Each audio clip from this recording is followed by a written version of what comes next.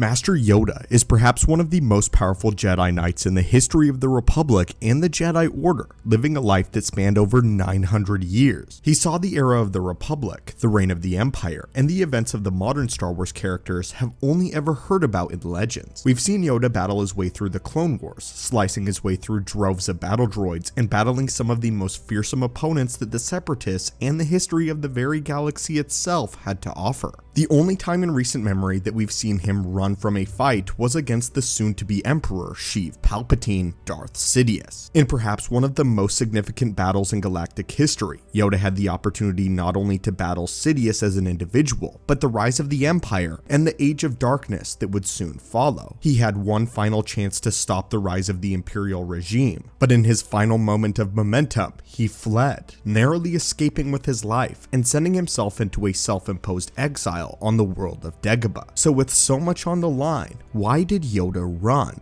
What finally led to him making this fateful decision to back down from his fight against the embodiment of darkness? Well, today, students of the Force, let's answer that question. Perhaps the single most severe downfall that led to the collapse of the Jedi Order was their descent into increasingly dogmatic principles, refusing to believe that their principles were flawed or broken in any way. This led the Jedi to their conclusion that their sworn enemy, the Sith, were incapable of evolving, and that the practices of utilizing the dark side always led to the same conclusion, with the Jedi victorious. During the era of the Republic leading into the Clone Wars, the Jedi largely based their views on the Sith of the old era, which were subject to drastic infighting and constantly lost to the Republic despite being more powerful within the Force, because of the fact that they always turned on one another. The Sith of old were drastically different from the ones who followed under the guidance of Bane and Sidious, as they were responsible for their own downfall as much as the Jedi were. But after the establishment of the Rule of Two, all of that changed and the Jedi didn't.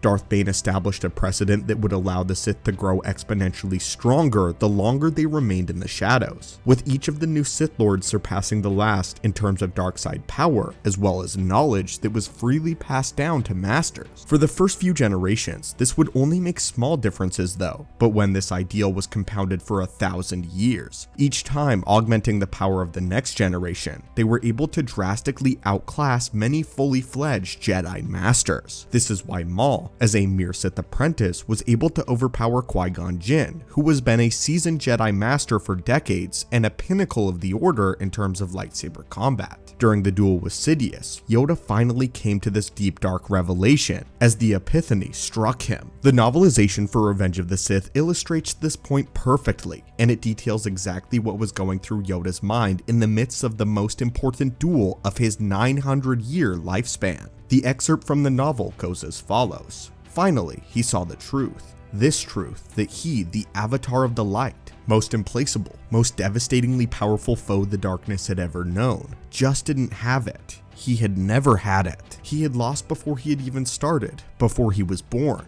The Sith had changed. The Sith had grown. They had adapted, had invested 1,000 years, intensive study into every aspect, if every tiny bit, the Force itself, but also in Jedi lore itself, in preparation for this exact day with Yoda and Sidious. The Sith had remade themselves. They had become new. The Jedi had spent the same millennium trying to refight the last war. The new Sith could not be destroyed by a lightsaber though, and they could not be burned away by any torch of the Force. End quote. With this, Yoda understood not only that he was far outclassed by Sidious, but came to the realization that struck adherence to the rules that he had ultimately led to the rise of the next generation of Sith. Only this revelation came far too late for Yoda. In the olden days, the Sith were easily defeated due to the very same strict adherence to their history, which paints a dark mirror to the Jedi Order that we see in the Clone Wars. The Jedi from before Yoda's time were open to adaptation and sought to understand the Force in all of its aspects. They were explorers, they were curious, and they were adaptive, which led to them dominating the Sith, who believed in the old ways and believed that the old ways were best. In a sense, this was now the reverse. As history progressed, it was the Sith that became more adaptable and flexible in their ways, and the Jedi that lost their touch on the open-minded approach that had made them so powerful in the past. This led to a generation of Jedi who had trained to refight the last war, to expect the resurgence of the same enemy. But when the Sith finally resurfaced after 1,000 years of living in the shadows, they were no longer the same Sith.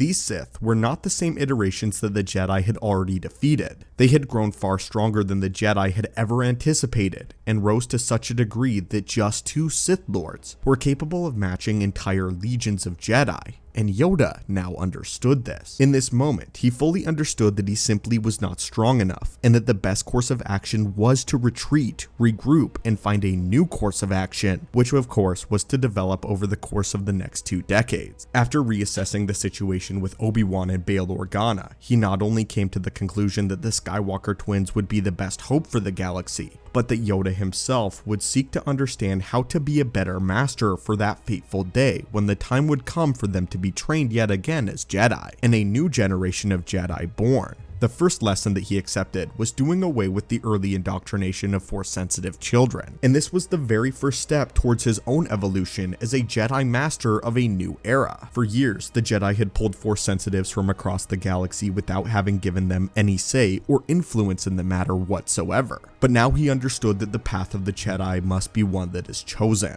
not pushed upon them. He understood that it was only a matter of time before he was called upon to help the new Jedi, and because of this, he had to rebuild the system that he had held so strongly to for hundreds of years. So to answer the question outright, the reason that Yoda ran from Darth Sidious is not because Darth Sidious outclassed him in his skill in the Force. This little mattered. The reason that Yoda ultimately ran from Darth Sidious is Yoda utterly and completely lost. But not this, he lost as a Jedi, not as an individual. And he saw that in this moment, Sidious represented the Sith of 1,000 years, and Yoda represented the Jedi of 1,000 years. And the fact that now the Jedi had completely lost and were training to fight an enemy that no longer existed. Yoda fully well knew that even if he went up to confront Darth Sidious, he had no chance in defeating what he had already established. With the Jedi crumbling before itself, and Sidious rising supreme, Yoda had no choice but to run and rebuild the Jedi. But anyway, my friends, I hope this makes sense to you and makes sense as to why Yoda, one of the most powerful Jedi that had ever lived, ran. But now, I would love to hear your thoughts and opinions on this in the comments down below. And what are your thoughts on this crucial moment in Star Wars lore? As always, my friends, thank you so much for watching. May the Force be with you, and have a great day.